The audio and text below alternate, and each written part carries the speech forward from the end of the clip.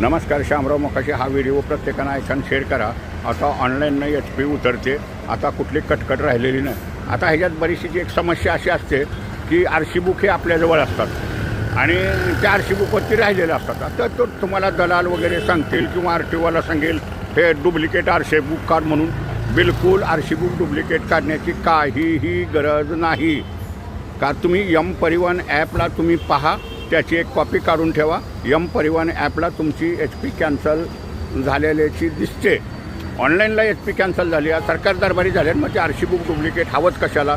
कारण हा मुंबई ठाण्यात ह्या परिसरात दलालांनी उच्चांक मांडलेला आहे की पैसे खाण्यासाठी तुझी RC डुप्लिकेट काढावी लागेल. बिलकुल काढावी लागत नाही, हे लक्षात ठेवायचं आहे. तीच तुमची HP चालते ऑनलाईनला. त्यांना दिसतं, सरकारी अधिकाऱ्यांना बी दिसतं ऑनलाईनला की HP कॅन्सल झालेली. तुम्हाला बी दिसतं, परिवहन ॲपवरती स्टेटस दिसतं, त्याच्यात तुमची HP कॅन्सल, नो HP म्हणून तुम्हाला दिसतं. त्याची हवं तर कॉपी काढून ठेवा.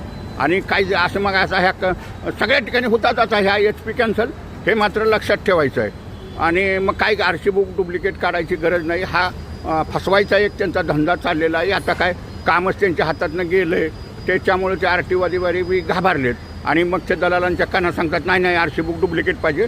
काही काढावं लागत नाही. तुमच्याकडे RC बुक आहे ना, बस असेल तर प्रश्नच मिटला ना.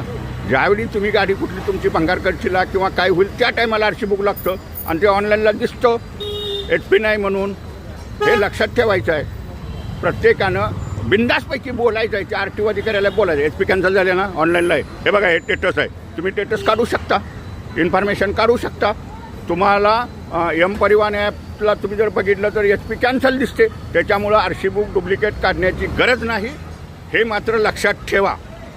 नाहीतर पुन्हा चुकी केली तर पुन्हा तुमचे ते 2000 खातील, 1500 खातील. हा व्हिडिओ जास्तीत जास्त शेअर करा. ऑनलाईन HP कॅन्सल होते.